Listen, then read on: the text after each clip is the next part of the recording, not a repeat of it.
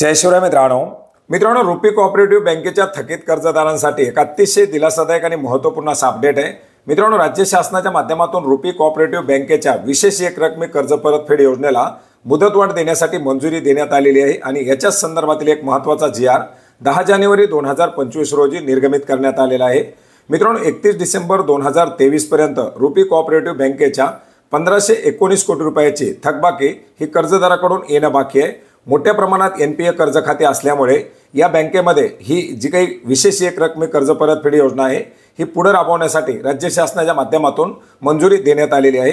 मित्रांनो, 2017 मध्ये सहकार आयुक्त व निबंधक सहकारी संस्था पुणे यांच्या माध्यमातून RuPay cooperative bank limited Pune या बँकेमध्ये विशेष एक रकमी कर्ज परतफेड योजना राबवावी असा प्रस्ताव राज्य शासनाला सादर करण्यात आलेला होता आणि या प्रस्तावाला दिलेल्या मंजुरीनुसार ही योजना राबवण्यात येत आहे। परंतु अद्याप ही मोठ्या प्रमाणात कर्जदाराकडून येणं बाकी असल्यामुळे या योजनेला काही सुधारणेसह पुढे राबवण्यासाठी मुदतवाढ देण्यात आलेली आहे, ज्याच्यामध्ये आता ही योजना नवीन सुधारणेसह 31 मार्च 2025 पर्यंत राबवली जाणार आहे।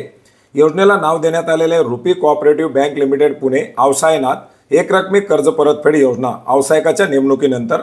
याच्यामध्ये पात्र असणारे कर्जदार आपण पाहू शकता। व्यवसायाचं कर्जासाठीचं कारण कोणत्याही गोष्टीचा बाधा न येता जी कर्ज खाती 31 ऑक्टोबर 2022 अखेर अनुत्पादित वर्गीकृत केलेली असतील अशा सर्व खात्यासाठी ही योजना लागू असणार आहे।